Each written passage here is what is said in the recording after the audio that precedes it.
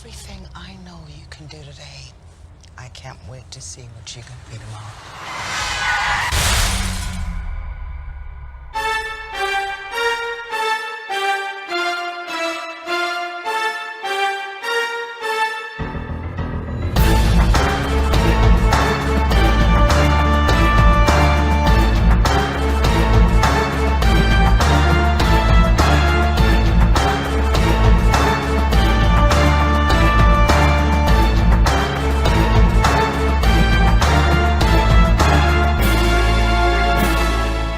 Welcome back.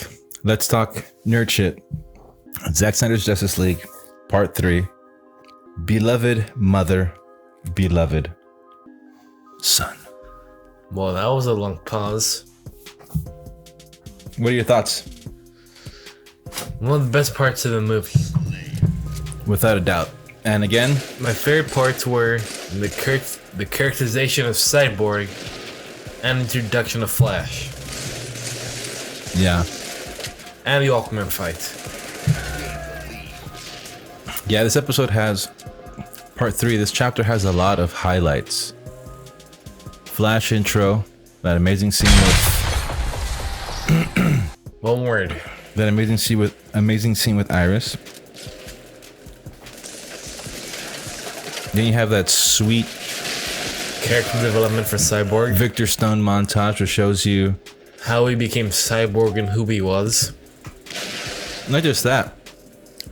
This at this point, when this chapter ends, I think the movie is like at 2 hours or something like that.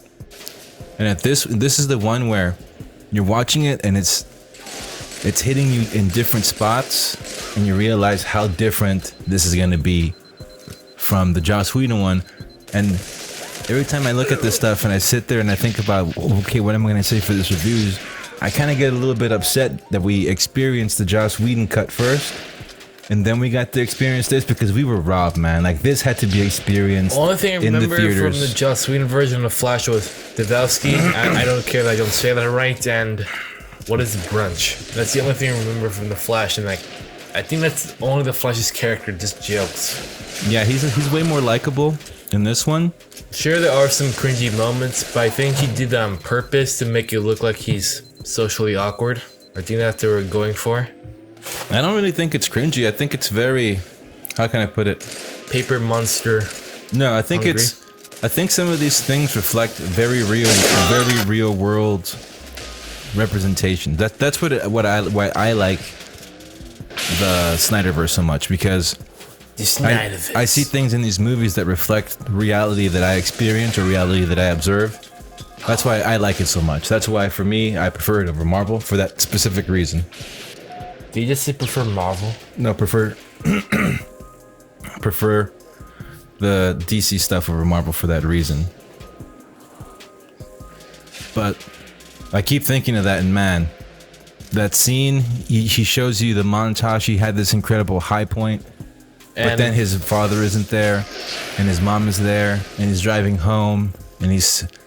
And No it's wonder really, why Ray Fisher was pissed when they didn't have this any.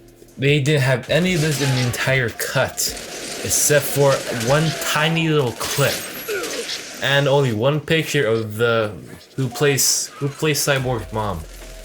I forgot her name.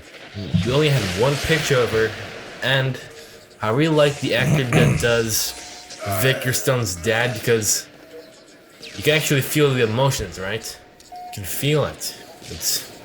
It feels like you're actually watching something real people would do, interact with.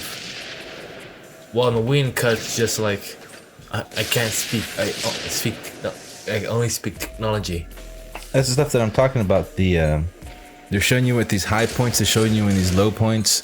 Then they have the accident, and that part where, as a parent, where he's in the hospital bed, and like the shot is gonna be over, and he's saying, "I won't allow it." He's saying, "I won't allow it." That's if you're a parent, that is some real shit right there. That's some hardcore. Like, that is hitting you. That's hitting you like in the feels. Only a parent would know how to direct that. And Zack Snyder is a father to 8 kids. Yeah. So And while I was watching that, I'm just thinking, you know, this movie is about heroes. It's about individuals. It's about struggle, individual struggle. It's about parents. It's about the world. It's about justice. It's about so many things. And I was just thinking, like, damn. And the same thing. As soon as you hit play, you know, it's I can't believe how quickly you like dive into that world and just like, okay, I'm immersed in it. I can't believe people still say Joss Whedon and Zack is the same movie. Well, they're just the haters. Don't even bother. I don't even bother with that. I might, at the end of this video, I might address Some stuff. yeah, that's going on in the fandom. I don't know, but because some of this stuff is just redonkulous. At this point, that's the thing. Like at this point, people who are still trying to do those hot takes or say those things and whatever, I just laugh because it is so obvious. Like, we won. If you're part of the fandom, we won. Know that we won. And that's all you need to know. Hopefully, we're gonna get the Snyderverse. Actually, yeah. You know what? I'm gonna talk about the stuff that's going on right now because so many people out there are like Jobby's Corner. no, they're just. Well, I'll talk about it at the end of the episode. That sweet flash scene, that car, the CGI for the car could have used some work, but whatever, you know, it's not perfect. Nothing is. Yeah, and the CGI scene where they take Cyborg's dad and they show the parademons bring him down, then they take him through a doorway, then they fly him down.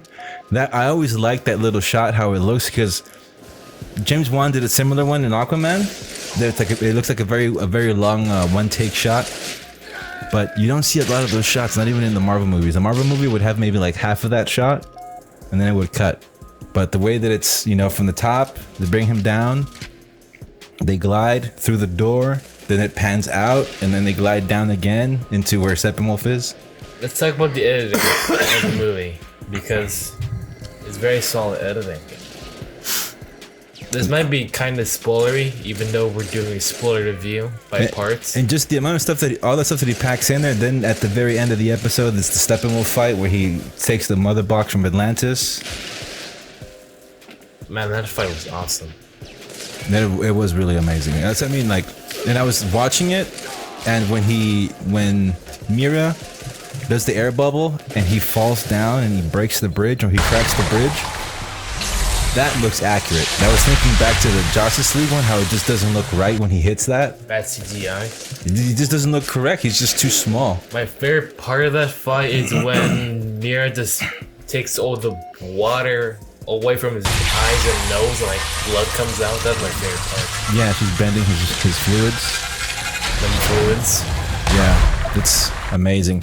Then it has that shot. It also has that one shot in this one where he learns how to fly, where Cyborg learns how to fly. That's another shot that's amazing. Just and the CGI isn't that half bad during that shot. It's actually really, really good. The shot that I'm talking about where he flies up and you see the mask. Yeah, the face plate, face shield, face covering comes over his face. The CGI is pretty good, and that whole little part where his dad's talking to him, he's learning about his powers, and he sees the mom, and he gives her a stack. All that stuff, man. You know what's funny? How you still, even though he's in his dark place, can still do good and all this other. It's like amazing. How he doubled families that only Masterful. has $11, and boom, give them like a couple thousand. Yeah, and this is the other thing too. This is what I mean. Like, Zack put so much in this episode. The Ryan Choi arc. The fact this is the type of stuff that people were critiquing him for back in 2016. That this is the kind of stuff that he couldn't do. That only other, directors had to be masterful. People like Joss Whedon could do this type of stuff, but not Zack Snyder. This was out of the realm of Snyder's wheelhouse. He just didn't have the technical ability. He just didn't grasp it. This is the kind of stupid shit I was hearing back in 2016. Boom, then he just did it. And fuck, the way he did that Ryan Choi arc. Ryan Choi. Oh my god. Especially during the ending, like, that's mine. There's a piece where he's talking to Ray's dad. And he tells him, he's like, hey, you think the cop's looking for that thing in the box? He goes, you think Batman has anything to do with that? And he tells him no. When the way that he's looking down. But you can tell that he's processing. He's listening to Joe's voice. He's listening to the inflection. He's listening to how he's saying it. He's analyzing him. And Cyborg's dad says no. Then he turns his head and you can see, he's like, uh-huh. So you can just see his gear, Skepticism. the brain's working. Like, you can see the brain working. You can see how it's brilliant, and he's just and that's just teasing. I can't believe people actually said that Joss Whedon would be good at doing that.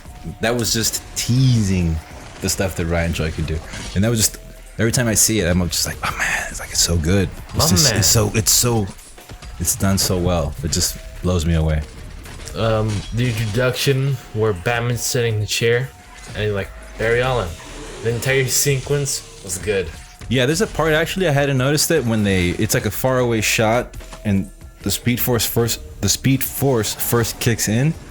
His eyebrows, the way he's kind of like, wait, what?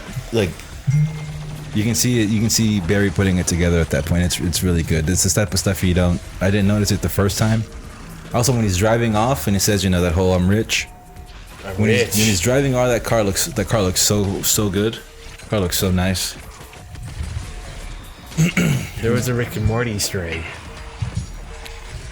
in the Flash lair.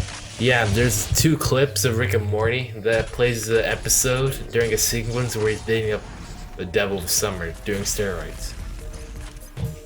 What else were your thoughts on this? They're just too good, bro. All of them are positives. Ezra Miller's Flash is a pretty good Flash. Yeah, it's very likable. Alright, so I think that's it for that. So now let's address the stuff that's going on in the fandom, which is just redonkulous. Always, no judgment. I don't care. Y'all do what y'all want to do. But there's this whole thing about cancel HBOMAX, whatever. The only thing I'll say about that is observation. Some people in the fandom, it appears, are very obsessed with being, I don't want to say being negative, but if you want to campaign cancel HBO Max, that sounds a bit negative to me, and kind of obsessed with like inflicting damage, if you will. But the reality is that the fandom is not big enough, and then that's a small little break off splinter within the fandom, so it's just not big enough. You can cancel if you want, whatever. But it would have to be done. It would have to be done in a strategic way. But there's so many egos involved that there could be loosely coordinated approaches to doing things. But like I said, the ego is so massive from the people who like to remind everyone that they started the movement and everything, and then the people who came after, who are kind of the more popular side of the fandom at the moment. So that's wild. Of course, you have the bloggers and all the scoopers to push a certain narrative, and the thing that always blows me away is how the fandom does not see how they're getting played by people like you guys know who they are. And it's fine though. That's the thing that people have to understand. It's their job. That's who they are. It's okay. It's your job in the fandom to understand what they are doing. It's your job to understand the strategies that they're implying to try to pitch you on a narrative or whatever it is, or whatever their point of view is, and for you to think for yourself. But a lot of the fandom, I guess it's a lot of the younger people, they had the expectation that after Zack Snyder's Justice League dropped, everything was going to get greenlit. Now we see that that's not what happened. Everyone is super duper sad. Oh, I'm losing hope. Oh, I don't know what to do. And I posted something and I said, like, this is something that I support in my life, but it is not my life. And that's what I would say to people in the family. It's just the way you approach it. But I think that's the issue, that there's some people, because I noticed some of the people also in the fandom that were very ride or die, very rah for the Snyder cut. They mentioned some stuff here and there about Army of the Dead, but not really. So when that one comes out, it'll be really interesting to see who specifically is kind of just stuck in certain modes and is only interested in certain things, and who is kind of more widespread. Because I'm looking forward to since the COVID, the next in-person SnyderCon. That's the one that I'm looking forward to, because that's going to be sick. It could be 2 years from now, 3 years from now, 5 years from now. It doesn't matter. That's what I'm looking forward to. And Army of the Dead universe and stuff. The Snyder Cut stuff, there's a way for it to be restored, but the fandom doesn't understand is how much the effect that you have, like the things that you can affect realistically, and the things that capitalism is just simply going to take priority over. And it doesn't matter how the fandom feels about it, that's just the way that capitalism works. Capitalism worked in our favor, that's why we got the Snyder Cut. This time around, a bunch of these variables have to be in play for these mechanisms to work this time around. And it's not as easy as, you know, campaigning. Campaigning is one thing, because you let them know that the demand is there. That's one thing. Also, the other thing that is not going to help anyone is if people in the fandom are actually like harassing Walter Hamada's family online, dumb things like that. That's not going to help anyone. Yeah, I don't know who's doing that, but that's not going to help anyone. That's not going to get anything restored. Don't take it that far. That's going to actually do the opposite. Yeah, that gives people justification. And there's some people doing that, so that's the whole thing. So, and it's all because your favorite blogger scooper didn't say the positive phrase that you were looking for, so now you're devastated. It's like, come on, guys. Death threats are never the answer. Let's see. But that's about it. I mean, it's a good Carlos, was it Carlos Digital? I believe that's his name on Twitter. He released a amazing thread showing all of the, let me go with this mic. He released an amazing thread showing all of the numbers from the Snyder Cut around the world. Yeah, that's all you have to do. You just have to represent what you support, and that's how you fight the narrative. You know, Snyder Cut was a hit all around the world, except for apparently here in America. It was like the only place where it wasn't a hit. So, you know, you just use the numbers from everywhere else. You use the numbers from everywhere else, and you push back against the narrative. It's that simple. Part 4 is coming soon. We out. I told you that the friction coefficient is independent of the mass. I have two ideas. I told you the friction coefficient is independent of the mass.